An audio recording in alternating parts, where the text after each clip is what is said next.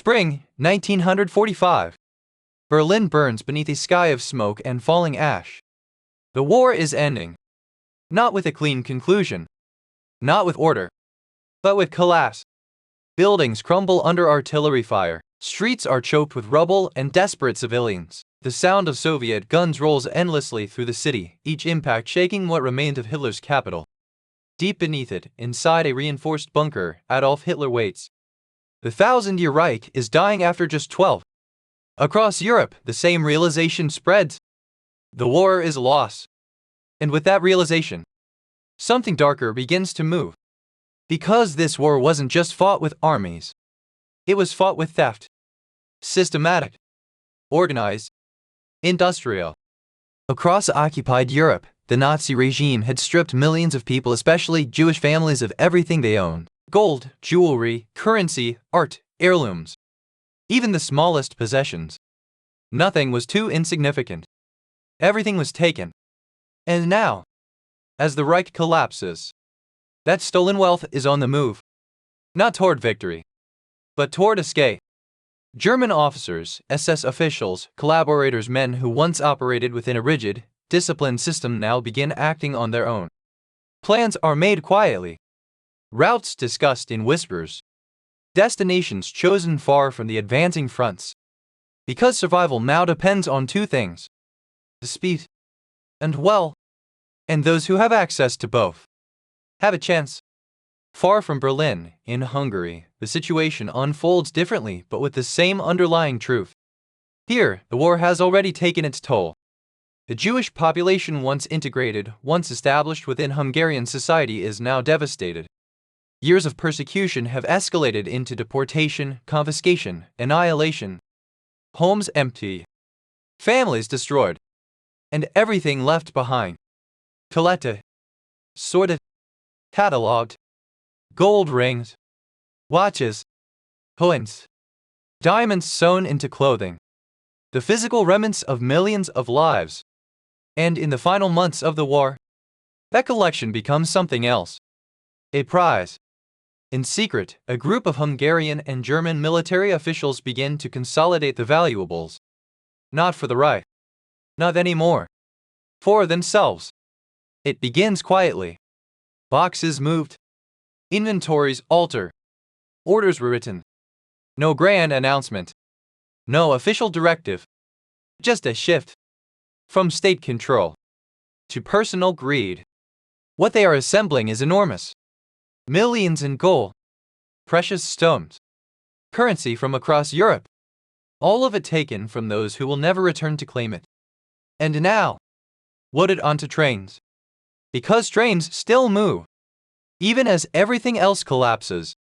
Rail lines become lifelines not for armies, but for those trying to outrun the end. Some trains carry soldiers. Some carry refugees. And one carries something else entirely. A cargo of stolen wealth so vast, so secretive, that even within the chaos of 1945 it stands apart. This will become known as the Hungarian Gold Train. But at this moment, it has no name. Only purpose: to disappear. As Soviet forces advance into Hungary, the urgency grows. Time is no longer measured in weeks, but in days. The men behind the operation know this. If they wait too long, the train will be captured. The wealth seized. Their chance gone. So they move. But the train is assembled under strict secrecy. Guards are assigned. Routes planned to avoid the most dangerous zones. But nothing in 1945 is certain. Front lines shift daily. Air attacks disrupt movement. Communication breaks down. The war itself becomes an obstacle. And yet, the train departs. Loaded with the stolen wealth of thousands. Rolling west. Away from the advancing Soviets. Toward territory still held barely by German forces. Inside its cargo cars, crates are stacked tightly. Some marked. Some not. Gold bars. Jewelry. Coins. And in between, the silent weight of everything that was taken. No ceremony. No acknowledgement. Just movement. The train cuts through a collapsing Europe, passing through towns already abandoned, stations half destroyed, tracks barely maintained. And everywhere it goes, the same question lingers. Who does this belong to? But no one asks it out loud. Because by now, everyone understands. The war is no longer about nations. It's about survival. And for those controlling the train, survival comes with a price. The train cannot simply arrive somewhere and unload. It must be hidden, disguised, or diverted. Because if it's found, everything is lost. And as it moves deeper into uncertainty, something begins to form around it. Not just a mission, a mystery. Because in a war defined by destruction, this train carries something that was never meant to be recovered. And the closer it gets to the end, the more dangerous it becomes. Not just to those who might try to stop it, but to those trying to control it. Because greed, in the final days of a dying empire, can be just as deadly as war itself. And somewhere ahead, the journey will begin to unravel. The train does not travel like a normal transport. It avoids attention. No grand markings, no obvious military escort that would draw Allied aircraft. It moves quietly, often at night, slipping through a rail network that is already breaking apart under the weight of retreat. Inside its cars, there is no uniform cargo. Crates vary in size and shape. Some are stamped with official markings. Others are hastily sealed, their contents undocumented or deliberately obscured. But when opened, they all reveal the same truth. Gold. Not just bars but melted fragments, coins, dental fillings fused into crude ingots, jewelry piled in tangled masses, watches, silverware, gemstones sewn into fabric, hidden in shoes, stitched into coats. The physical remains of a system designed to strip human beings of everything. And now, reduced to inventory. Among the officers overseeing the operation, the line between duty and theft has vanished completely. They are no longer preserving state assets. They are dividing spoils. Quietly, discreetly, but unmistakably. One officer sets aside a small pouch. Another marks a crate differently just enough to be recognized later. Documents are altered, lists adjusted. No one speaks of it openly. But everyone understands. This train is no longer just transport. It is opportunity. Far behind them, Soviet forces continue their advance into Hungary. Towns fall one by one. Rail lines are captured, destroyed, or cut off. The margin for escape is shrinking. And ahead, Western Allied forces push eastward through Austria and southern Germany. The window is closing. Inside the train, the atmosphere is tense. Not from fear of immediate attack, but from uncertainty. Where does it go? There is no single, agreed destination. Some argue for hiding it in the mountains. Others push for reaching Western lines and surrendering, hoping to bargain with what they carry. Because the cargo is more than wealth. It is leverage. If they reach American forces, they might trade it. Freedom. Protection. A way out of the war that is consuming everything around them. But that plan depends on timing. And timing is slipping. The train slows unexpectedly at a damaged section of track. Repairs are underway, but the delay is dangerous. Men step off, scanning the horizon, listening. The war feels close here. Too close. A distant explosion echoes. Then another. No one knows exactly where the front is anymore. Only that it's moving. And it's coming. Back inside one of the cargo cars, a guard shifts uneasily. He wasn't part of the original planning. Just assigned late, pulled into something far bigger than he understands. He looks at the crates around him. He knows what they are. But not what they mean. Because none of this belongs to the men controlling it. And somewhere, someone once owned every piece of it. The thought lingers. Uncomfortable. Then fades. Because in this moment, survival matters more than morality. The train begins moving again. Slow at first, then gaining speed. The decision is made. Head west. Toward Austria. Toward what remains of German-controlled territory. Toward a chance, however small, to escape. But as it moves deeper into the collapsing Reich, the situation grows more unstable. German units retreat through the same corridors. Refugees clog the roads. Supply lines break down entirely. The train is no longer moving through a system. It's moving through chaos. And chaos is unpredictable. At one station, the train halts again. This time not for damage. For orders. Conflicting ones. Messages arrive from different authorities, some insisting the cargo be secured for the Reich, others hinting at relocation, others saying nothing at all. Command is fragmenting. There is no central control anymore. Only individuals making decisions in isolation. And those decisions begin to diverge. Some want to protect the cargo. Some want to divide it. Some want to disappear with it entirely. The unity that allowed the operation to begin is starting to crack. And with it, the safety of the train. Because now, the danger isn't just from the outside. It's from within. Trust fades. Guards watch not just the tracks but each other. Officers hold quiet conversations away from others. Crates are moved without explanation. Something is shifting. The train still moves. Still carries its immense, stolen wealth. But the structure around it, the discipline that once held it together, is dissolving. And as it approaches the final phase of its journey, the question is no longer just whether it will escape, but who, if anyone, will control what it carries. Because the war is ending. And when it does, everything hidden will be found. By the time the train crosses into Austria, it is no longer a single operation. It is a collection of intentions. And they don't all align. The tracks wind through mountains, now narrow passes, tunnels carved into rock, valleys that feel cut off from the rest of the war. It should feel safer. It doesn't, because the danger has changed. It's no longer just the front lines closing in. It's the men on the train. Inside a dimly lit carriage, several officers argue in low voices. Maps are spread out, but they don't matter as much anymore. There is no clear route left that guarantees anything. One insists they must continue west, reach American forces and negotiate. Another pushes for hiding the cargo somewhere remote, bury it, conceal it, wait for the chaos to settle. A third says nothing. He has already decided. Because by now, everyone understands something unspoken. There is no authority left to answer to. No chain of command that can enforce discipline. The Reich is collapsing, and with it, the system that kept men like these in line. And when that happens, greed fills the gap. That night, a small group moves quietly through the train. They don't wake the others.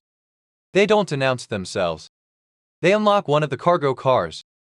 Inside, the crates sit untouched. For now, a lid is pried open. Gold glints in the dim light. For a moment, no one speaks.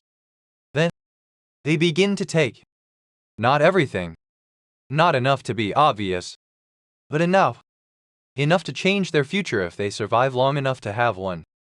Elsewhere, guards begin to notice changes. Crates shifted. Seals broken and reattached.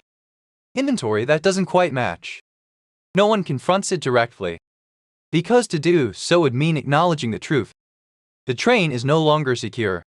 It is being consumed. Piece by piece. Meanwhile, the war closes in. American forces advance deeper into Austria. German resistance becomes fragmented, inconsistent. Some units fight, others surrender, many simply disappear. The train slows again. This time, it doesn't move for hours. No repairs. No clear orders. Just uncertainty.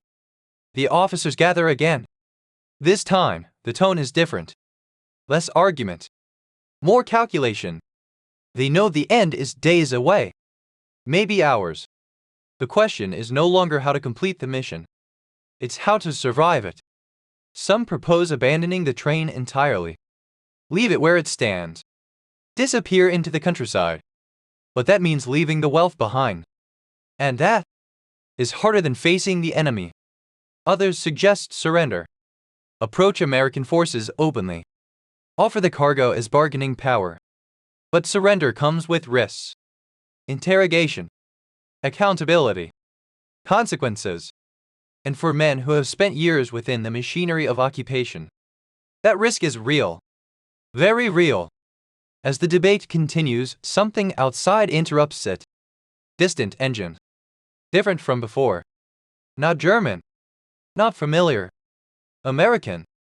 The sound carries through the valley, unmistakable now. Vehicles. Multiple. Getting closer. The train is no longer hidden. It has been found. Panic doesn't erupt. Not openly. But it spreads. Quickly. Orders are given, conflicting ones. Some men prepare to defend. Others begin hiding documents. A few slip away entirely, disappearing into the surrounding terrain. The unity is gone. What remains is reaction. A guard looks down the length of the train. At the cars. At the crates. At the silent weight of everything inside them. And for the first time, he realizes something. This isn't theirs. It never was. And now, they are about to lose it. The engines grow louder. Closer. And with them, the end of the journey. Because the train didn't escape. It didn't vanish. It didn't reach safety. It stopped. And what happens next will decide not just the fate of the treasure, but the truth behind it. The engines don't slow. They arrive. American vehicles roll into the valley, jeeps first, then armored cars, then trucks carrying infantry. Their movement is deliberate, cautious but confident. Because by now, the war is almost over. But not over enough to take chances. A column halts within sight of the train. For a moment, nothing happens. No gunfire. No resistance. Just stillness. Then, a figure steps forward from the train. Hands raised. Surrender. One by one, others follow. Officers, guards, men who, just hours earlier, were still debating how to escape with what they carry. Now, they're giving it up. Without a fight. American soldiers move in carefully, weapons ready, scanning for threats. But there aren't any. Not anymore. The war has drained whatever fight was left here. A lieutenant approaches the lead officer from the train. They exchange a few words. Short. Direct. Then, the officer gestures toward the cargo cars. You'll want to see this. The Americans move to the first carriage. The door slides open. Inside. Crates. Sacked tile. Unremarkable at first glance. Then one is open. And everything changes. Built. Not just a few bars. Not a small reserve. An entire fortune. Another crate is opened. Jewelry spills out, rings, necklaces, watches tangled together. Another. Coins. Currency from multiple countries. And suddenly, the scale becomes clear. This isn't loot from a battlefield. This is something else entirely. Systematic. Organized. Massive. An American soldier picks up a ring. Small. What? He turns it over in his hand. There's an inscription inside. A name. And for a moment, the war feels different. Because this isn't just treasure. It's evidence. Evidence of what was taken. Of who it was taken from. And of a system that turned people into inventory. Word spreads quickly through the American ranks. Officers arrive. Then more.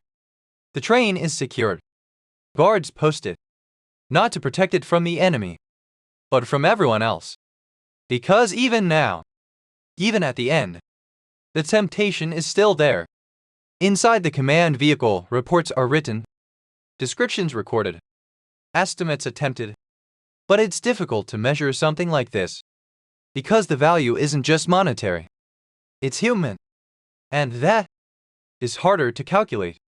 The prisoners are separated. Interrogated. Some cooperate immediately. Others hesitate. But it doesn't matter.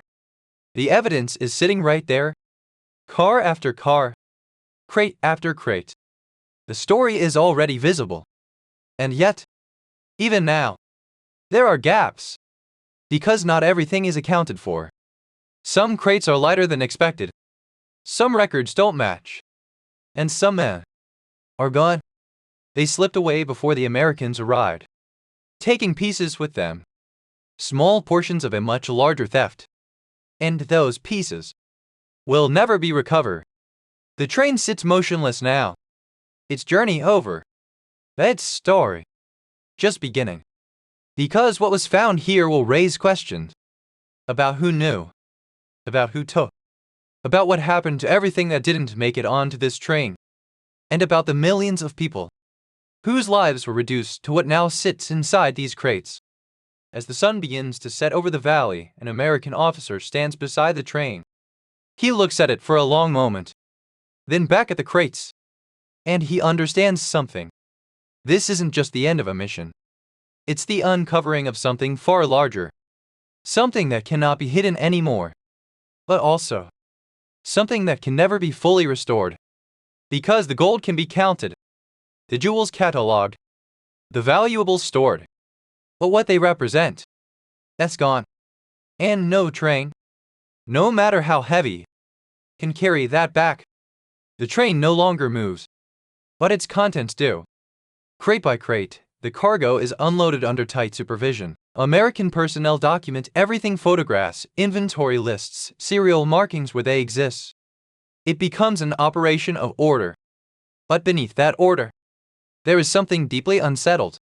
Because the deeper they go into the cargo, the more personal it becomes. This is not just gold. It is identity. A pile of watches, each engraved with initials. Wedding rings still paired together.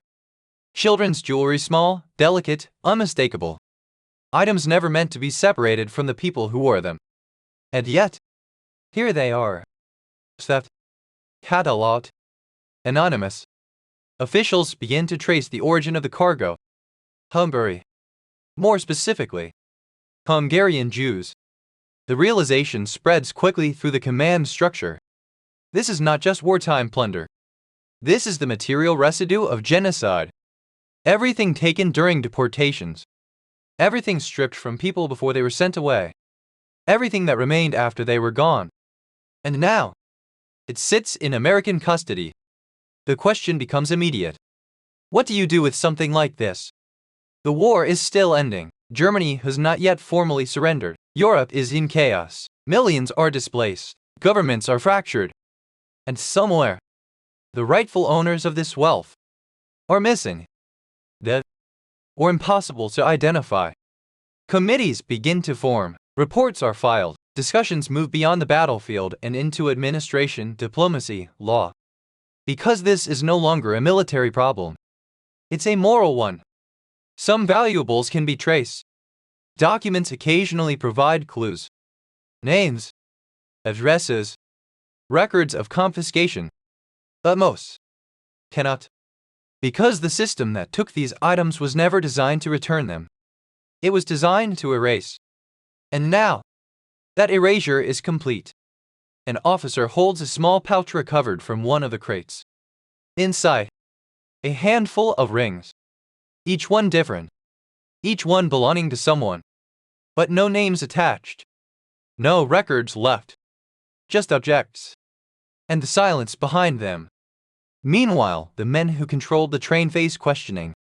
Some claim they were following orders. Some admit they intended to use the cargo for their own escape. Others deny everything. But the evidence doesn't need interpretation.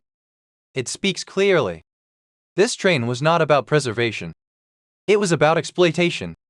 Even at the very end, even as everything collapsed, greed remained. Not just within individuals, but within the system itself. And yet, there is another layer.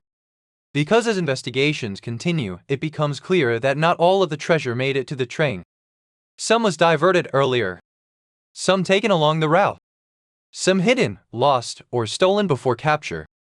The Hungarian Gold Train becomes part truth and part mystery. A confirmed event, surrounded by what cannot be fully accounted for. Stories begin to circulate.